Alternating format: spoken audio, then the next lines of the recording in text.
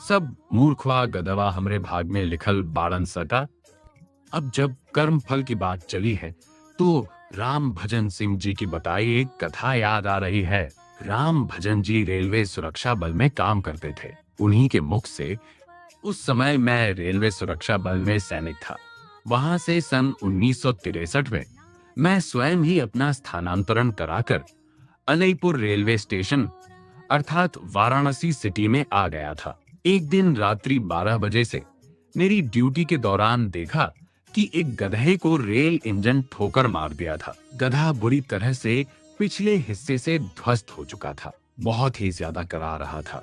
जब मैंने ये देखा कि यह अब जिंदा भी नहीं रह पाएगा तो मन में यह भाव जगा कि क्यों न इसका जीवन इस कराह से मुक्त कर दिया जाए। फिर वहीं पर गेटमैन के यहाँ से एक फावड़ा लिया और उक्त गधे का गर्दन, जो कि रेल लाइन के बगल में ही था, रेल पर रख माँ काली का ध्यान कर उसका सिर धड़ से अलग कर दिया। मैंने उसे उक्त दुख से तुरंत मुक्त करके रेल लाइन से खींचकर अलग कर दिया। परंतु इसकी सूचना जब मैंने पड़ाव आश्रम में पहुंचकर अपने उपास्य देव को दी तो वे खिलखिलाकर हंसते हुए बोले, सब मूर्खवा गधवा हमरे भाग में लिखल बाड़न सका। अरे मूर्ख राज भजन, तुम ये बताओ कि क्या इस संसार के सभी जीवों के कष्ट हरण करने का ठीका लिए हो?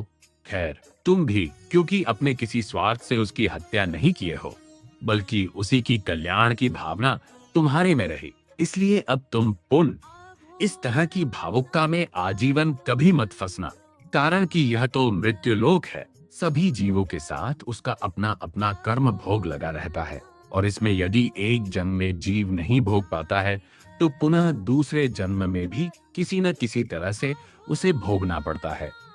इतना सुनकर मैंने अघोरेश्वर के पूज्य चरण में साष्टांग प्रणाम निवेदित करते हुए मन ही मन संकल्प भी लिया कि अब इस तरह का कार्य कभी नहीं करूंगा। पर अघोरेश्वर